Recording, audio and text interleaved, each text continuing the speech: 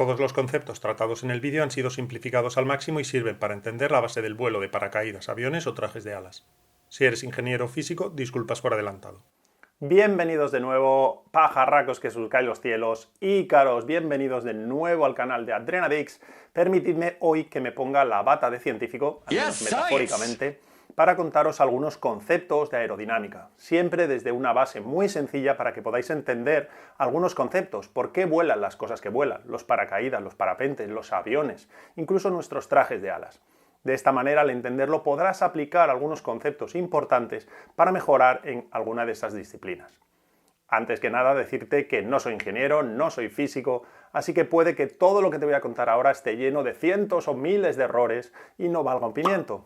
Aunque también puede ser que sí que tengan alguna validez todas estas cosas que te voy a contar. Te voy a dejar, por supuesto, los links a los vídeos de la NASA, también a otros canales de ingeniería, así como a las páginas de física, de ingeniería que he usado para contarte todo lo que viene a continuación.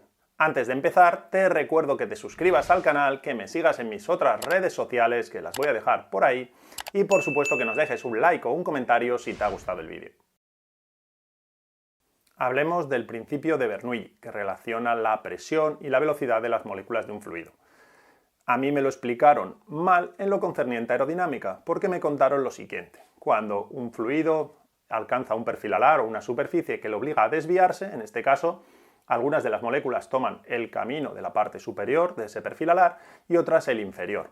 Las que van por arriba tienen que cubrir más distancia para llegar en el mismo momento a unirse con sus compañeras que han recorrido la parte baja del perfil alar. Y de esa manera, al tener que cubrir más distancia, tienen que hacerlo con más velocidad. Al aumentar la velocidad en esa parte superior del perfil alar de las moléculas que van por ahí, disminuye la presión. Esa diferencia de presiones que se genera en ese perfil alar es lo que da la fuerza de sustentación a los aviones, en este caso sobre la zona de las alas. Bien, ¿por qué está mal explicado?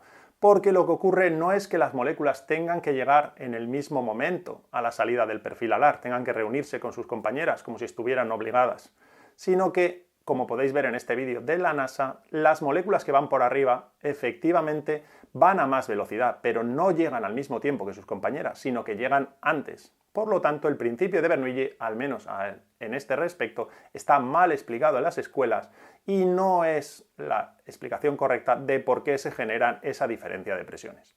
Entonces, ¿Bernoulli no funciona? Sí, sí que funciona.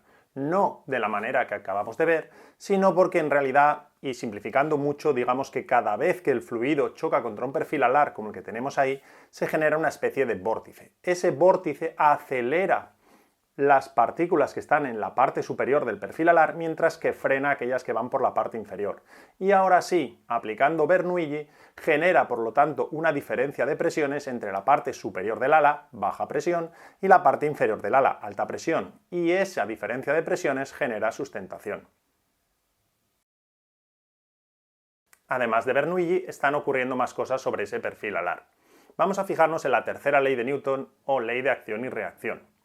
Cuando el aire impacta sobre ese perfil alar, las moléculas se ven obligadas a desviarse. Aquellas que están más cerca del perfil alar continuarán o harán más o menos la misma forma que tiene ese perfil alar, y es lo que denominamos efecto Coanda. Se produce, por lo tanto, una capa que podemos denominar capa límite. Todas aquellas moléculas que están lo suficientemente cerca del perfil alar continuarán o seguirán trazando la misma forma que tiene ese perfil alar. Por encima y por debajo de ese perfil alar encontramos, por lo tanto, eso que decimos de capa límite, son moléculas que no están afectadas por ese perfil alar y que continúan su camino de manera normal. ¿Qué es lo que ocurre con esas moléculas cuando abandonan el perfil alar por el borde de fuga? Lo hacen con un cierto ángulo, con una cierta dirección hacia abajo, lo que podemos denominar efecto downwash. Esa fuerza que obliga a esas partículas a tender a ir hacia abajo, lo que genera evidentemente es una fuerza de reacción en la misma dirección pero en sentido contrario, que es lo que genera sustentación. Para que todo esto se cumpla, se tiene que producir lo que conocemos como condición Cuta. Esa condición Cuta obliga a que tanto las moléculas que abandonan el perfil alar por la parte superior del borde de fuga como por la inferior lo hagan en un determinado ángulo. Cuando esto no sucede así, cuando se fuerza esta situación y por lo tanto a algunas de estas moléculas o se produce el desprendimiento de la capa límite, es que podemos decir que hemos llegado al punto de pérdida o de stall aerodinámico. En ese momento lo que se genera no es de suficiente fuerza de sustentación, sino que la turbulencia, la capacidad de ese perfil alar para generar sustentación se ha sobrepasado y por lo tanto lo que genera son demasiadas turbulencias y pérdida o desprendimiento de esa capa límite. Vale, tiempo muerto.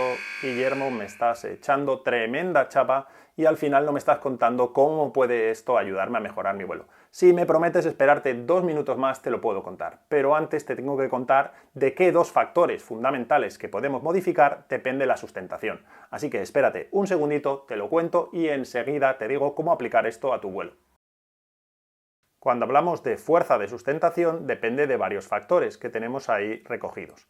Pero cuando estamos pensando en aerodinámica, en nuestro caso, para wingsuit, para traje de alas, para paracaídas o para parapentes, aquellos factores que son más relevantes y que podemos modificar son básicamente 2.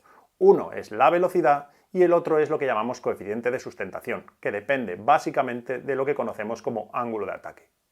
En esta ecuación la velocidad está al cuadrado. Eso quiere decir que duplicar la velocidad multiplicará por 4 la sustentación. Piensa en una campana de swooping, piensa en cuando realizan ese movimiento tan brusco, tan violento, generan muchísima velocidad y que después les permite ir prácticamente horizontales al suelo. Durante ese trayecto, la fuerza de la gravedad está completamente anulada por la sustentación.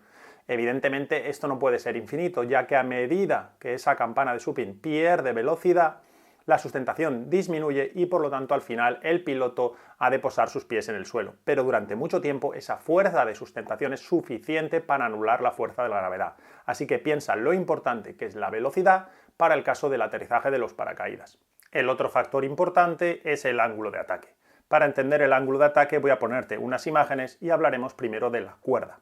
Esa línea imaginaria que une estos 2 puntos que están, por ejemplo, entre la cabeza y los pies cuando volamos un wingsuit o que estarían colocados en el extremo de nuestra campana, el borde de ataque, conectándolo con el borde de fuga. El ángulo de ataque es, por lo tanto, el ángulo formado entre esa cuerda y la dirección del movimiento. Si queremos imaginarlo, podemos pensar en el ángulo de ataque como la cantidad de aire que estamos mordiendo, que estamos atravesando en el movimiento. La capacidad de generar sustentación mediante el aumento del ángulo de ataque está limitada por el desprendimiento de la capa límite, precisamente, por esa generación de turbulencias por detrás que hacen que se pierda y que se llegue al stall aerodinámico. Por lo tanto, cuando volamos un wingsuit o cuando volamos también con nuestra campana, generar sustentación a base de volar lento con altos ángulos de ataque tiene un límite que sería la pérdida aerodinámica. Sigues contándome muchos conceptos teóricos, pero aún no me has dicho cómo aplicar esto a mi vuelo. A ello voy ahora mismo, para lo cual te tengo que presentar a la curva polar, aquella gráfica que relaciona la velocidad horizontal, bien sea volando un wingsuit o una campana de paracaidismo, con la velocidad vertical, con la tasa de caída. Veamos en detalle esta curva polar y algunos de los puntos más relevantes. Velocidad mínima o de pérdida. Se trata de aquella velocidad por debajo de la cual el ala entra en pérdida aerodinámica, se produce el desprendimiento de la capa límite y por lo tanto esa estructura, ese ala o wingsuit o paracaídas que estemos volando deja de producir sustentación. ¿Por qué puede ser importante conocer este punto? Podemos llegar al lugar en el que tengamos que hacer un fuera de zona en un aterrizaje muy pequeño, muy estrecho, con muchísimos obstáculos y por lo tanto volar en esa velocidad mínima o de pérdida puede ser interesante, siempre sin sobrepasarla para evitar la pérdida aerodinámica, pero sí en esa velocidad mínima para tratar de poder llegar a un lugar muy pequeño, muy angosto y poder aterrizar ahí nuestra campana. Con el wingsuit puede ser interesante también reconocer ese punto para nunca volar cerca de esa velocidad, estar siempre por encima de esa velocidad de pérdida y evitar que el wingsuit, que el traje de alas, entre en stall aerodinámico. Tasa de caída mínima. Se trata de aquella velocidad para la cual nuestro planeador, estructura, bien sea paracaídas, traje de alas o parapente, tiene la mínima velocidad de caída posible.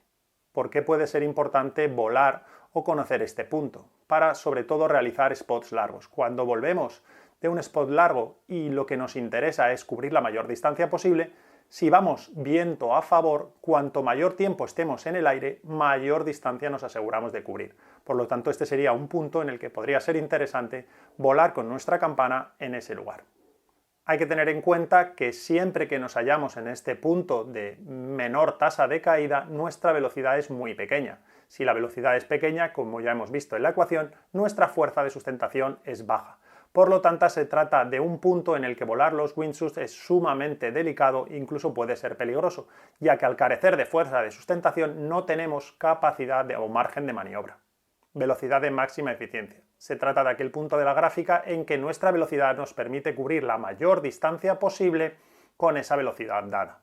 Se trata de un punto donde algunos wingsuits vuelan lo que llamamos vuelos de máximo glide y con las campanas logramos cubrir la mayor distancia posible.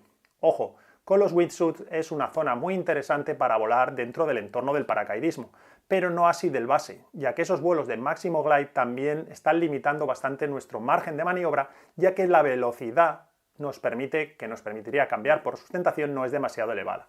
Es mucho más seguro, en el caso del salto base, volar en zonas donde estamos cayendo a más velocidad, pero eso nos permite tener, por lo tanto, siempre una mayor capacidad de maniobra y poder cambiar esa velocidad por sustentación en el momento en que lo necesitemos.